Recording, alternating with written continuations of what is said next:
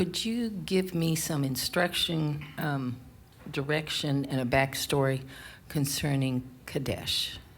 Kiddush? Kiddush. Kiddush, yeah. Kiddush? Yes, and why we have the wine before the bread, etc. Here, Jacobs. So some people notice that I did it backwards. Is that correct? That I did the wine. Well, here's what comes to mind with me. First off, naturally, you eat the bread, drink the wine, bread goes down smoother. Right. Just from one perspective, okay? The other, that's just a physical perspective.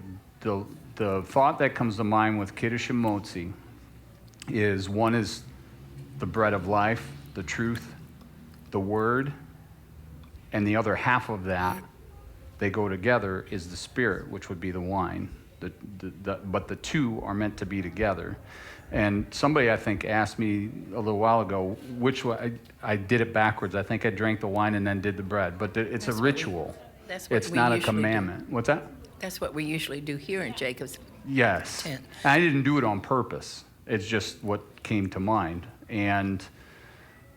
But when I looked at it, I was like, oh, yeah. And then she caused me to think about, well, what's the importance of the two? Well, of course, we have the bread of life. That's our Yeshua, who is also the spirit and truth, but the two of them are one complete. They're whole, only together. To me, that's the first thing that comes to mind.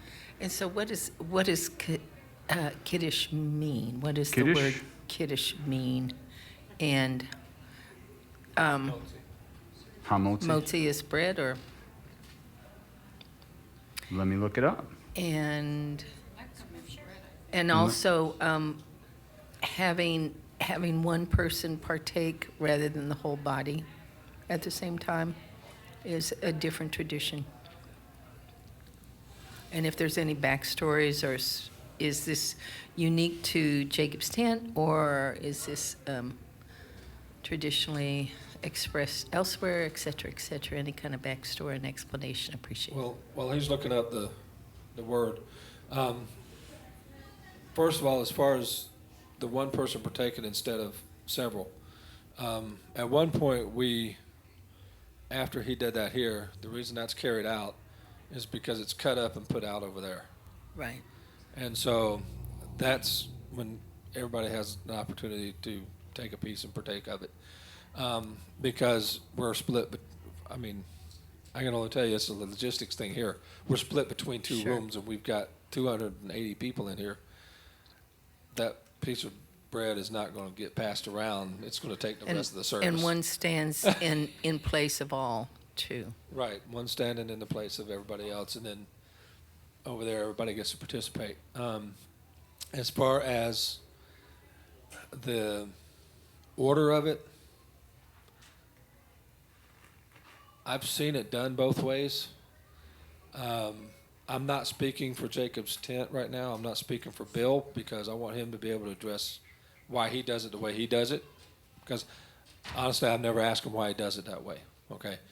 When I was leading services, when I was doing stuff out in the field and stuff like that, I would often do it backwards, if that's considered backwards. And part of what goes through my mind process is some people get caught in ritual, okay? Ritual can be dangerous. Ritual can be good when it's teaching you a right way to do things. But it gets bad when the ritual overtakes what's actually behind that, okay? There is a meaning behind what we're doing, all right? The blessing over the wine, the blessing over the bread, this is a traditional blessing. They do this at every meal. This is not magic words. It's a blessing to the Father for providing for us, okay? So when Yeshua did that and says, when you do this, remember me, okay? I learned this the first time listening to an old couple that had been through the concentration camp, still had their tattoos, took my children into their oneg while I was covering the Jewish services and explained to them, this is where you get your communion from, is this is what we do. They said, unfortunately, you don't understand that when he said, when you do this, remember me, it's because we do this every day.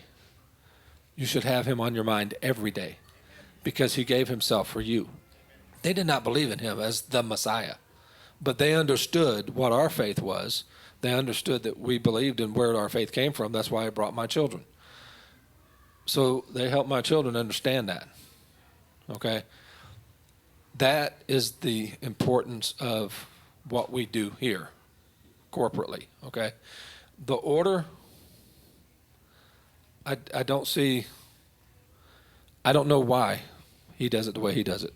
I know why I used to mix it up. Because sometimes I do the bread and then the wine. Sometimes I do the wine and then the bread. Why? Because I don't want to get caught up in ritual. Because I've seen way too much ritual gone bad. So, it's one of those things that I avoid. I also asked this question to somebody, I forget who it was. Their explanation was, well, this is Shabbat, so it's unique to the days. That was this. The explanation I got from someone else was, well, this is Shabbat. It's unique to the days of the week, and so that's why we do that. That's one. Answer your Hebrew question. So, what's another word that sounds like Kiddush? Kadosh, and it didn't click in my head right away, but when I saw it, I was like, oh, geez, come on, Nate. Yeah, to sanctify. That's what we're sanctifying the day with, honoring our Messiah makes sense. through the Okay. hamotzi and That's the cool. lechem. Now, hamotzi is to bring forth. If you think about it, Baruch atah Yahweh Eloheinu melech haolam, hamotzi, to bring, who brings forth bread, lechem, from the earth. Okay? Thank you. Or if you really think about it, our Messiah, who brought forth the bread and the wine from the earth. Sweet. Okay, I got to add something because I just learned something. See, we all learn, right? I just learned something, and that clicked.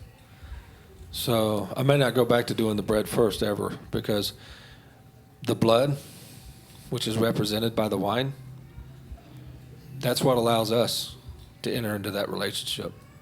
So that should be first. I mean, that's... But if you look at it another way, for most of us, we didn't get the blood first. We got the word first, which would be the lechem. Right. We got the word first. So it's not wrong. I'm not saying it's wrong. Right. No, I'm not saying it's wrong. But I'm saying that's, that may be why some people do it different. You know? This was done put three of us before Yeah. Yeshua's time. Yeah. Yeah. This is a blessing that was put out in rabbinical teaching. Microphone. Yes, that's right. Ha ha. Oh. This was done before Yeshua's time. It was already put into a rabbinical teaching. You're right. It is to set apart the day, and it was done in rabbinics at the teaching when it was first instituted, and it was the wine first and then the bread, and it had nothing to do with the order of Yeshua's, the way Yeshua did it. And it had to do with setting apart a Rev Shabbat. And so the husbands, the fathers of the house, they were to do this, and they were to partake alone. If they chose to incorporate the family, they did. But in rabbinical teaching, it's not required. It's for the father or the husband of the house to do it. And it is to separate the day. So we do this differently. We give thanks for every meal that we partake of, but this one is special because it separates the day and makes it kadosh, holy, set Kiddush. apart. And it's done for the Father. So it is a rabbinical teaching, and that's the way it's been done for centuries before Yeshua came to earth.